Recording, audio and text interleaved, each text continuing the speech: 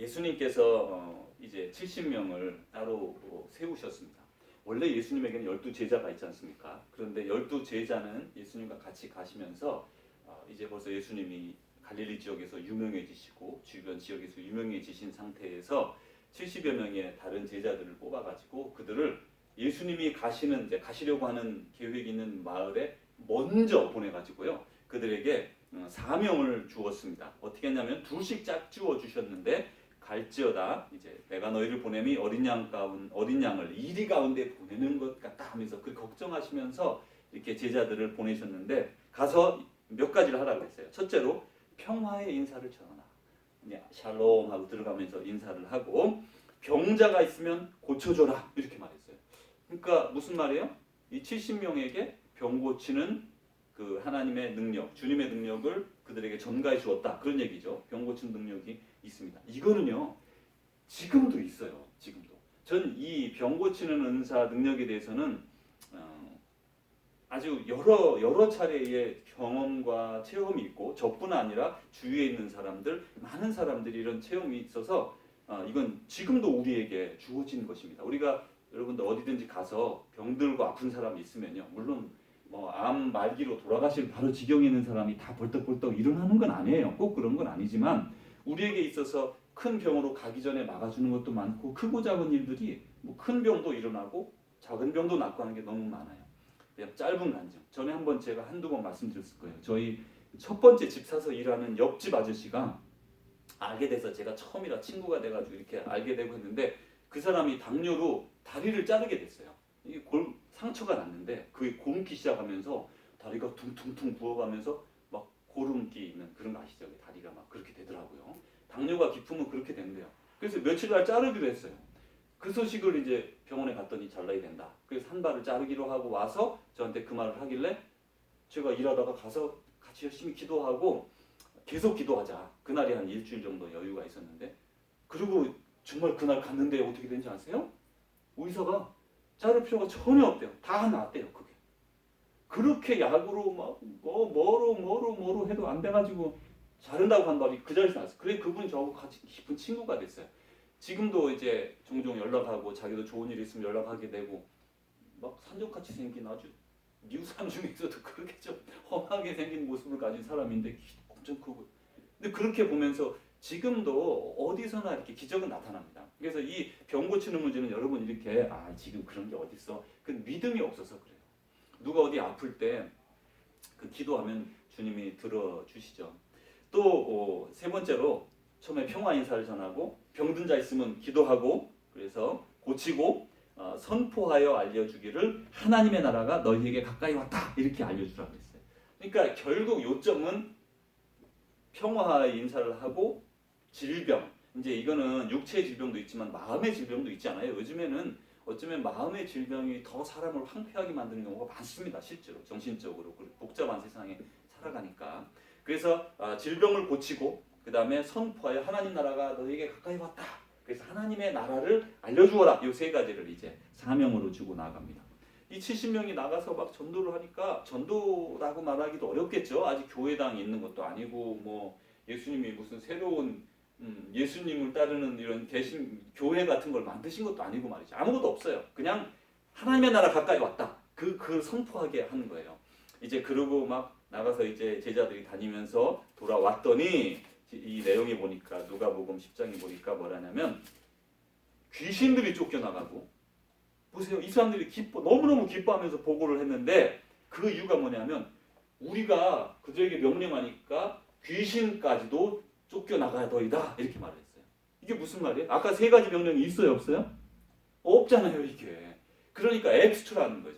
자기들은 평화 인사를 하고 질병을 기도해서 낫게 하는 거는 그러려니 했어요. 왜냐하면 주님이 능력을 주셨으니까 그 파워를 줬으니까 우리가 가서 파워를 실천하면 되는 거였어요. 내 능력이 아니고 기도함으로 절대 기도할 때 내가 기도했다 그러면 정말 우스운 얘기예요. 왜냐하면 주님의 능력을 우리를 통해서 나가게 하시는 것이거든요. 그래서 교만할 게 없어요.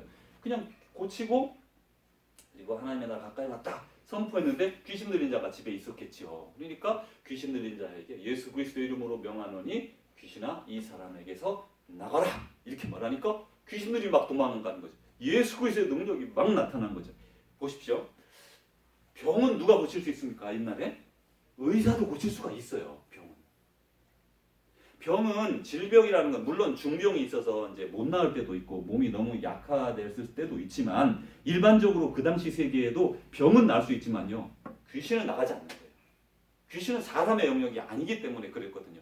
그래서 여기서 귀신을 내쫓는 거는 병 고치는 것과 비교할 수 없이 더 큰 능력에 속하는 건데 자기들에게 일어난 거예요. 놀래가지고 와서 막 기뻐합니다. 그러자 예수님이 이들에게 하신 말씀이 있어요. 근데 그 전에 오늘 성경 본문을 보시면 누가복음 10장에 이렇게 되어 있습니다. 제가 읽어드릴게요.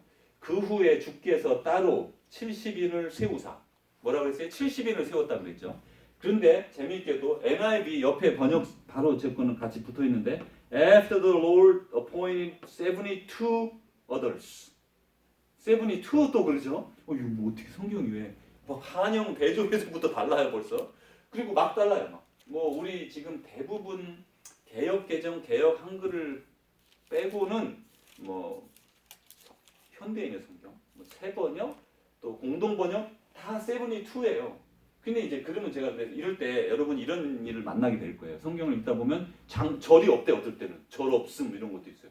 이거 뭐 절이 없어 여기 있는데 절은 1551년도에 프랑스의 어떤 한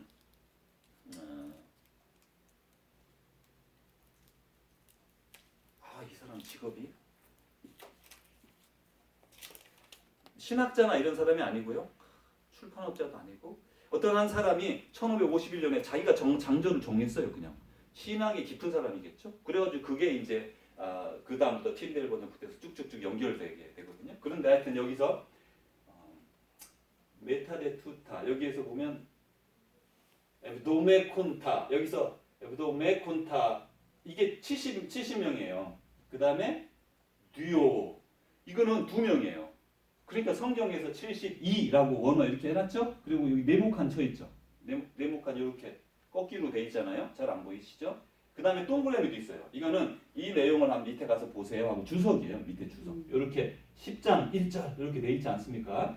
그러면서 여기 보면 이제 더 크게 나왔죠. 2명 두오라고 디오라고 또 나와 있어요. 이게 우리 영어로는 듀오 그럴 수 있지만 이건 여기 헬라에서는 디오라고 디라고 있어요. 근데 여기 보면 어떤 번역에서는 이렇게 읽고 어떤 여기는 시리학이나 라틴이나 어디에서는 이렇게 읽고 어떤 다른 번역에서는 이렇게 읽는다라고 해서 이견이 있는 거예요. 이견은 성경은 한 권으로 내려온 게 아닙니다. 성경은 누가 필사하고 또 필사해서 전해지고 또 수도원에서 주로 많이 필사했죠. 필사해서 전해지는데 그 필사된 사본이 틀리기도 한 거예요. 이 쓰다가 막 원래 그분들은 한 줄 쓰고 쉬고 한 줄 쓰고 쉬고 막 그렇게 했다고 그럴 정도로 정말 성실하게 필사를 했는데도 오기가 생기는 거죠. 그러니까 언제 한번 누군가가 이 자를 넣으면 여기다 디오를 넣어버리면 이게 이제 72인이 계속 이렇게 필사가 되는 거죠. 그래서 이제 그것을 추적해서 그런 거를 추적해 보면 이거는 있기도 하고 없기도 하니까 판단할 수 없다. 이런 게 이제 이렇게 70인, 72인 이렇게 됩니다. 이제 쓸데없는 거지만 그래도 앞으로도 뭐 별것 아닌 내용이지만 여러분이 보실 때 달라도 필사할 때 이렇게 2개가 내려왔구나 이렇게 생각하시면 됐고요. 절 없음도 마찬가지예요. 예전에 그 1951년도에 절을 안 하는 때는 있었는데 나중에 그 후에 문헌학이 발달하면서 비교를 해보니까 이거는 누가 성경을 번역하다가 자기가 끼워 넣은 글이구나 하는 걸 알게 된 거죠. 그래서 그걸 추정해서 그렇게 된 것으로 본다. 이렇게 해서 절이 없어지기도 합니다. 자, 이제 이른두 제자가 와서 주님 저희가 주님의 이름으로 마귀들까지도 복종시켰습니다. 그러면서 말하자 예수님이 나는 사탄이 하늘에서 번갯불처럼 떨어지는 것을 보았다. 이것은 예수님께서 예수 그리스도의 능력으로 또 예수님의 그 영이 역사하시면서 사탄이 떨어지는 것을 완전히 멸망하는 것을 예견하시면서 현재 점점 약화되는 사탄의 그것을 이렇게 말씀해 주시는 거예요. 그래서 지금은 정신병을 가진 사람은 있지만 귀신 들린 사람이 점점 없습니다. 그렇게 생각하지 않으세요? 예전에는 그 귀신 들린 사람이 꽤 있었거든요. 동네마다. 그런데 지금은 귀신 들렸다는 사람은 별로 없어요. 귀신 들린 것과 그 정신병은 판이하게 다릅니다. 여러분 앞으로도 우리가 잘 요즘 못 보셔서 이렇게 말할 수 없지만 판이하게 달라요. 자, 이제 예수님 이렇게 말씀하십니다. 내가 너희에게 뱀이나 전갈을 짓밟는 능력과, 뱀이나 전갈은 이제 그 사단의 권세를 뜻하는, 뱀과 전갈을 뜻하는 그런 이제 비유적 언어겠죠. 짓밟는 능력과 원수의 모든 힘을 꺾는 권세를 주었으니, 원수의 모든 힘을 꺾는 권세를 줬다. 여기서 원수는 누굽니까? 원수는 사탄인데, 사단은 누구를 통해서 역사하나요? 사람을 통해 역사합니다. 그 여러분 제가 얼마 전에 전쟁 박물관에 갔다 왔어요. 근데 전쟁 박물관 갔더니 제가 좀 많이 봤습니다. 그 세계적인 전쟁을 쭉 이렇게 자세하게 막 그런 것들 전시를 해놓은 걸 봤는데 너무너무 마음이 아팠어요. 사람이 죽고 죽이는, 형제 자매가 죽고 죽이는, 한민족도 심지어 죽고 죽이는, 징용군이 잘못해서 하나는 남군으로 끌려가고 하나는 북군으로 끌려가면 서로 싸우는, 이거는 내가 원해서 싸우는 것도 아니죠. 또 독일 같은 경우도 히틀러에게 그 권력이 뺏기면서 누구도 대항할 수 없게 되잖아요. 우리 한국에서 80년대도 그러지 않았습니까? 그 악한 한 사람에게 휘둘려가지고 그 사람이 총칼 들고 그냥 군대에게 명령하면 군대에서 그걸 막 반대하지만 반대할 수가 없는 거예요. 여기서 이런, 지금 우리에게 알려지진 않았지만 그때 그 광주 사태 같은 때 그런, 지금 뭐라고 부르죠? 광주 사태라고 안 하고 뭐 다르게 부르던데. 민주화운동, 광주 민주화운동 거기 때 그 갔을 때 많은 경상도 아이들이 갔지 않습니까? 그럴 때 그거에서 너무나 힘들어서 막 고백하고, 지금도 막 너무 트라우마에 사람을 쐈으니까요. 같은 한 시민을 쐈으니까. 그렇게 악한 영이, 우리 그게 원수라는 거죠. 사람 그 권력에 의해서 만약에 자기가 군인이라고 해보십시오. 근데 거기서 군인인데 거역하면 그건 당장 총살감이거나 어쩌면 군법에 의해 가잖아요.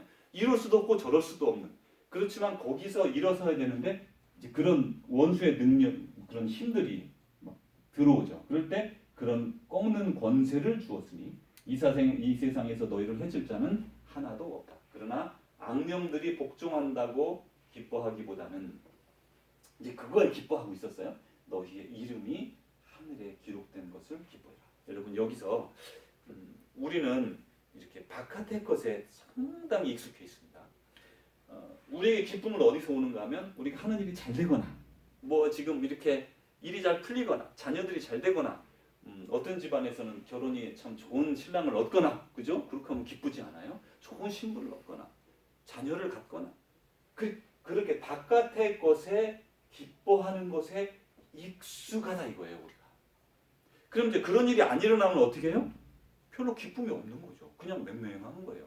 인생이 그냥 무의미한, 그냥 이렇게 하는 대로 하는. 근데 그렇지 않다는 거죠. 여기서 주님은 너희 이름이 하늘에 기록된 것을 기뻐해라. 다시 말하면 우리가 하나님의 자녀된 거, 또 오늘 우리가 누구며 오늘 어떻게 여기에 이르게 됐고 오늘 우리는 어디를 향하여 나아가고 있는가, 그런 것에 대해서 생각하게 됩니다. 그래서 잠깐 우리의 삶의 그 길을 이렇게 이 시간에 잠깐 돌아보세요. 태어나서 한국에서 자라나고 또 지금 미국에 와서 우리의 삶은 어디를 향해 나아가고 있는가. 성경에서는 너희는 가만히 있어 내가 하나님됨을 알잖아. 우리가 무엇을 활동을 많이 하지만, 그래서 그 활동으로 얻어진 것으로 기뻐하고 하지만 또 하나님께도 막 기쁨을 드리고 그러면 그게 좋을 것 같고 그것으로 기뻐하지만 주님은 내가 네 아버지다, 내가 내 하나님이다, 그것에 마음을 두라고 말씀을 하시는 거죠. 주님이 우리를 부르셔서 새 생명을 주시고 또 하나님의 자녀로서 우리에게 신의 성품을 가지라고 말씀하셨어요. 이제 자녀가 되었는데, 자녀가 되면 그 자녀 아버지의 삶을 따라야 된다는 말씀을 주시는 건데, 신의 성품을 가져라. 그 예전의 번역에는 우리가 신의 성품 그랬고요. 지금 새로운 번역에는 신성한 성품, 그래서 신성한 성품에 참여하는 자가 되게 하려 하십니다. 신성한 성품이 뭘까? 이렇게 생각을 해봅니다. 우리가 하나님의 자녀가 됐고 그러면 하나님을 배우는 거고 아버지를처럼 이제 되는 건데, 그 아버지는 어떤 분이냐? 믿음의 덕을, 믿음이 먼저 이제 예수님을 향한 믿음, 하나님을 향한 믿음이 있고요. 그 다음에 덕을 거기에 쌓아야 돼. 가장 믿는 사람들 중에 가장 이렇게 좀 눈꼴 사나운 게 뭐냐면 믿음은 있다고 하는데 삶에서의 모양은 보통 사람, 그 불교 믿는 사람, 천주교 믿는 사람들이 얼마나 이렇게 신실함을 가진 사람들이 많은지 몰라요. 예전에도 그 가난하게 살아도 에이, 자비를 베풀어야지 그러면서 바가지 이렇게 뒤주에서 바가지에서 쌀 떠서 나눠주는 사람. 그 자비 있는 사람. 불교를 믿는 사람들은 자비를 생각을 해요. 자비. 그 불교는 자비라는 거에 대해서 생각을 하잖아요. 캐톨릭 믿는 사람들도 상당 부분 그 말씀을 잘 모릅니다. 캐톨릭 믿는 사람 중에 성경을 이렇게 우리처럼 열심히 읽지 않아요.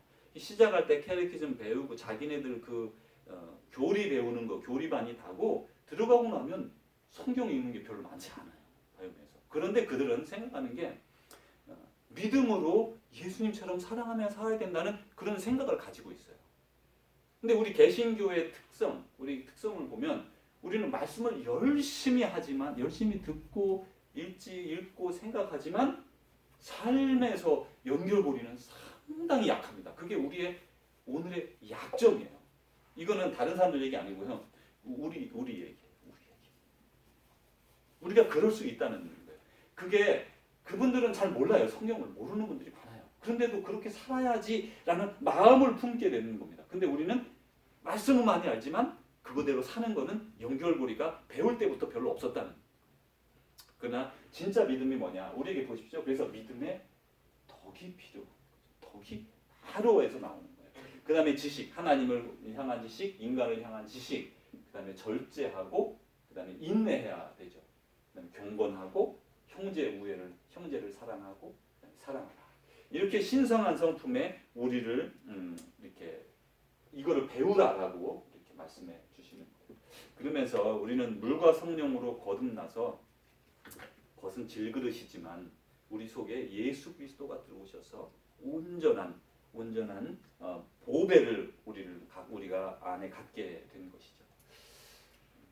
임마누엘 칸트가 이렇게 말했습니다. 인간은 휘어진 나무로 만들어졌으며 그 휘어진 나무로는 어떤 고든 것도 만들 수 없다. 휘어진 나무로 만들어져 있다는 거예요. 비유가 아주 참 이렇게 안성맞춤인 것 같아요. 그리고 그 휘어진 나무로는 어떤 고든 것도 만들 수 없다. 자, 우리 이게 무슨 나무냐면요, 포도나무예요. 근데 아직 포도가 많이 별로 안 달린 것 같죠? 지금은 잘 안 보이는데 포도나무는 워낙 이 나무가 이렇게 단단하고 꼬불꼬불 울려가지고요 열매 외에는 쓸 게 하나도 없답니다. 물론 한국에서는 이거 뽕잎으로 이건 뽕이 아니죠. 뽕나무는 뽕잎이나 쓰죠. 이거는 아무것도 쓰지를 못해요. 그래서 정말로 쓸 데가 없대요. 그래서 이거는 오직 단 하나 열매만 쓰는 게 포도나무예요. 우리는 어떨까? 우리 생각에 우리가 좀 대단해서 뭐 이것저것으로 다 쓰일 수 있을 것 같지만 우리 인간에게 하나님이 우리를 보시는데 우리에게 보시는 건 열매. 그리고 그 열매는 우리 속에서 아까 신의 성품들, 신성한 성품들을 통해 드러나면서 사람들 가운데 드러날 수도 있고 안 드러날 수도 있어요. 막 나발을 불고 싶을 때가 많죠. 사실 우리가 뭐 하나 하고 나면요, 막 왜 그런지 그게 어디서 왔는지 모르겠는데 나발을 불고 싶어요. 그렇게 왜 그런지 몰라요. 제가 아는 몇몇 분 중에 정말 나팔을 안 부는 분이 있습니다. 정말 기가 막힌 일을 했어요. 막 들으면 정말 어휴 이런 사람이 세상에 다 있어? 근데 나팔을 안 불어요. 근데 저하고 얘기할 때는 얘기를 해요.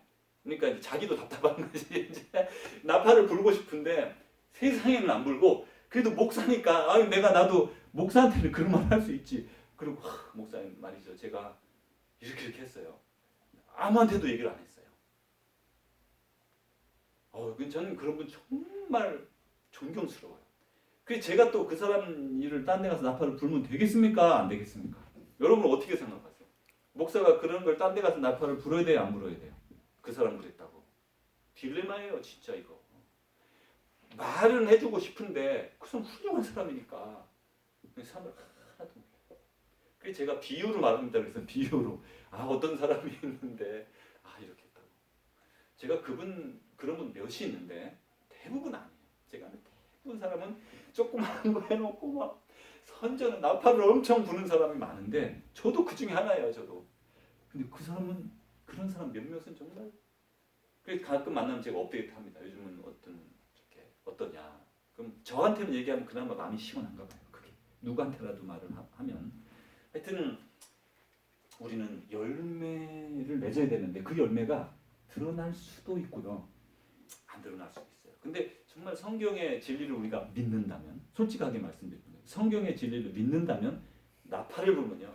우리 상급은 다 없어진 거예요. 이미 이 땅에서 너희 상급을 다 받았다. 그래서 결국 그런 생각도 들었습니다. 제가 이 말씀을 깊이 묵상하면서 그래 뭐 세상에서 상급 받는 것도 받는 거지. 그게 우리의 목적일 수도 있어요.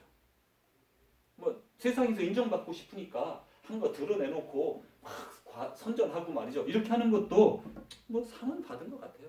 안 받는 사람 그것도 못 받는 사람이 많으니까. 그러나 중요한 건 그게 우리의 목표라면 그렇게 맞는데 중요한 건 정말 하나님 나라 갔을 때 아무런 상급이 없다는 거죠. 아무런 상급이 없다. 이제 다시 한번 우리가 예수님이 우리 가운데 들어온 다음에 우리에게는 그 마음의 변화가 생기고 성령 충만한 삶이 생겨나서 처음에는 성령님이 우리 가운데 들어오면요. 우리가 다 경험하는 바지만 성령님이 들어오면 우리가 그 가운데 기쁨을 누리고 그 다음에 성령님이 우리에게 요구하시는 게 생기게 돼요. 주님의 눈으로 세상을 보게 되니까 주님의 마음을 알게 되고 그러면 그 마음이 느껴지는 거죠. 그래서 그 마음이 느껴져서 그렇게 하게 되죠. 해야 된다는 마음이 드는 거예요. 할 수 있을지 없을지는 우리 결정입니다. 할지 말지는 우리 결정이지만 이렇게 해야 될 것 같은데 주님이 우리에게 이렇게 하도록 말씀하시는 것 같은데 그래서 거기서 사람이 순종할 것이냐 말 것이냐 그거를 통해서 하나님의 사람이 되어가느냐 그냥 머물러 있느냐의 차이가 있게 됩니다. 열매를 맺을 거냐 말 거냐 이제 우리가 그런 매일 도전에 직면하게 되는 거죠. 그래서 이제 그 말씀에 듣고 순종하면 그것을 행하면서 우리가 훈련이 되고 점점 더 큰 일도 감당하게 되고 결국 아까 우리가 본 포도송이처럼 열매가 주렁주렁 달리게 되는 그런 사람이 되게 되는 거죠. 그래서요 여기서 이제 이중적인 면이 있어요. 우리가 선한 일을 했을 때 남들에게 포도나무 열매가 주렁주렁 맺혔는데 보입니까 안 보입니까 사람들에게?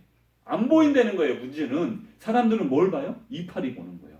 그 잎이 막 청청하고 막 그러면 그게 좋아 보이는 거예요. 자 이제 그 두 가지 중에서 사람들에게 우리의 열매가 안 보일 수 있습니다. 아니 상당 부분 안 보일 겁니다. 그게 생태적으로 그렇게 생겼으니까요. 그런데요 반면에 우리가 다른 사람을 볼 때도 이걸 적용을 해야 돼요. 한 번은 저희 제가 섬기던 어떤 한 교회에서 아주 신실한 한 부부가 있었어요. 근데 이 부부는 플로리다에 사는 분인데요. 직업 특성상 많이 이동을 해야 돼요. 주일날마다 그것도. 그런데 이분은 둘 다 교수인데 음대 교수인데 남자 여자니까 뭐 이렇게 다르겠죠, 그죠? 톤이 다르겠죠. 한 분은 소프라노, 한 분은 베이스. 그래가지고 둘이 또 서로 따로 댕겨요. 이게 또 뭐 어디 가서 이제 무슨 공연을 하면 뭐 아리아 뭐 무슨 포도 하여튼 그런 제목도 있지 않습니까? 그런 걸 진짜 하더라고요. 그 이태리 말로 다 외워가지고 말이죠. 다 이렇게 노래하고 하는데 그 공연을 하나 하면 막 다니는 거예요. 이게요. 전국을 다니면서 근데 그분이 이제 그 교회에 다른 지역에 있음에도 불구하고 이제 계속 출석하는 사람이 됐어요. 1년에 3분의 1도 못 와요. 3분의 1도 못 와. 뭐 4분의 1이나 올까? 근데 그분은 그래서 일평생 지금까지 집사 직분을 받아본 적이 없어요. 당연한 거라고 보겠죠. 시스템상에서. 그래서 제가 오랫동안 기도하고 생각하면서 그분에게 이제 우선 서리 집사 직분으로 이렇게 이제 하기로 이제 교회에서 다 이렇게 상의하고 이렇게 됐어요. 그분이 너무나 감동을 받은 거예요. 저는요 어느 한 교회에 있을 수가 없는 계속 다니니까 이렇게. 그런데 그것에 막 너무 이렇게. 그래서 사람은 주일날 계속 못 나와도 집사님이 될 수 있다고 저는 생각합니다. 장로님도 될 수 있고요. 전 목사님도 될 수 있어요. 사람은 그 상황에서 얼마나 주님을 사랑하느냐, 주님 안에서 살아가려고 애쓰냐, 그 열매가 정말 사람의 존재지. 그래서 우리가 다른 사람을 볼 때도요, 이렇게 그런 걸로 평가하면 안 돼요. 겉에 이파리로 평가하면 안 될 것 같아요. 다른 사람을 볼 때도 그 사람의 입장에 들어가 보지 못했고, 그 사람을 잘 알지 못하고, 그럴 때 평가가 돼서 우리가 평가하지 말라, 판단하지 말라는 말씀이 그 말씀이 연관되는 것 같아요. 왜냐면 우리는 볼 줄 모르니까. 그 사람이 속에서 열매 맺고 있는 거 정확하게 볼 줄 모르는 눈을 가졌습니까? 그래서 영안이 열려야 되는 거죠. 영안이 열리면 영적인 눈을 가지게 되면요. 영적인 사람이 되면 점점 조금씩 더 보입니다. 이 사람이 대단한 뭐 그런 거 소문 안 나고 좋은 그런 거 아닌데 가만히 살펴보면요. 보여요. 그런 걸 점점 보면서 서로를 인정해주고 또 혹여 안 보여도 괜찮아요. 그 사람이 한 사람 자체로서 그 사람을 인정해주는 거. 사회적으로 저명하지 않아요. 배움도 대단하지 않고요. 뭐 그런 거 아니에요. 그런데 그 한 사람 자체로서 고귀함을 인정해주는 거. 근데 그 사람의 열매는 우리가 모른다 이거죠. 모르지만 그것이 우리에게 기본적으로 필요한 거예요. 여기 보십시오. 주께서 내 마음에 두신 기쁨은 그들의 곡식과 악한 자들의 곡식과 새 포도주가 풍성할 때보다 더하다. 내가 평안히 눕고 자기도 하리니 나를 안전히 살게 하시는 이는 오직 여호와이십니다. 이 기쁨이 이 다윗이 하는 말입니다. 주님이 내 마음에 두신 기쁨. 무슨 대단한 게 있지 않아요. 그래도 주님 안에서 이렇게 큰 기쁨을 누리고 평안과 안전을 누린다. 이렇게 말합니다. 죽은 것은 썩게 마련입니다. 믿음이 죽었거나 혹은 우리의 그 영적 삶이 죽어버리면 썩을 수밖에 없어요. 그러나 산 것은 성숙합니다. 우리 안에 믿음이 있다면, 겨자씨만한 믿음이라도 있다면 그 믿음은 조금씩 자라나고 성장하게 됩니다. 예수님 이렇게 말씀하셨어요. 사람이 나를 섬기려면 나를 따르라. 나 있는 곳에 나를 섬기는 자도 거기 있으리니. 보십시오. 사람이 나를 섬기려면 나를 따르라. 우리는 주님을 따르죠. 주님을 섬기는 거죠. 그 다음에 그 있는 곳에 나를 섬기는 자도 거기 있을 것이다. 이중적 의미가 있습니다. 이 땅에서 우리가 주님을 따르면 주님과 함께 우리 안에 거하시면서 성령님으로 거하시면서 함께 보고 함께 있는 거예요. 근데 같이 있는 거예요. 근데 나중에 주님 나라 가서도 같이 있게 되는 거예요. 이중적 의미가 있어요. 여기서도 같이 있지만 하나님 나라 가서도 같이 있게 되고요. 사람이 나를 섬기면 아버지께서 그를 귀히 여긴다. 우리가 예수님을 섬기면 하나님 아버지께서도 그 사람을 귀하게 보신다는 거죠. 한 알의 밀이 땅에 떨어져 죽지 아니하면 한 알 그대로 있고요. 죽으면 많은 열매를 맺느니라. 이 말씀은 늘 우리에게 도전적인 것 같아요. 우리가 한 알의 밀이라고 하고요. 밀이 땅에 떨어져서 죽으면 다시 말하면 너희 십자가를 지고 나를 따르라 그 말이에요. 믿음으로 말미암아 우리가 아브라함처럼 큰 복을 얻고 또 많은 어떤 유익을 얻게 됩니다. 믿기 때문에 예수님이 하나님 우리를 돌봐주시기 때문에. 그런데 그 돌봐주심 가운데 우리는 하나의 밀이 되어서 늘 십자가를 져야 돼요. 당장 죽어야 된다 그런 말씀이 아니죠. 가능한 한 많은 것으로 많은 사람에게 섬기고 또 그럴 때 그것이 죽는 그래서 white martyrdom이라는 말이 이제 초기 교회에 생기게 됐어요. red martyrdom은 이렇게 피로써 생명을 잃는 것이잖아요. 근데 white martyrdom은 살면서 삶 속에서 그 순교하는 것과 같은 삶을 사는 거예요. 작은 거 하나지만 섬기는 거죠. 그거에서 죽으면 많은 열매를 맺는다. 우리가 죽지 아니하면 우리는 하나를 그대로 있게 되지만 죽으면 많은 열매를 맺는다. 다시 한번 오늘 말씀을 생각하면서 죽은 것은 썩지만 산 것은 성숙한다. 우리는 성숙의 길에 있는가? 우리의 믿음을 다시 한번 돌아보면서 주님의 뜻에 따라 힘차게 걸어 나가시는 그리고 남들은 보지 못할지라도 많은 열매를 맺는 여러분 되시기를 주의 이름으로 축원합니다.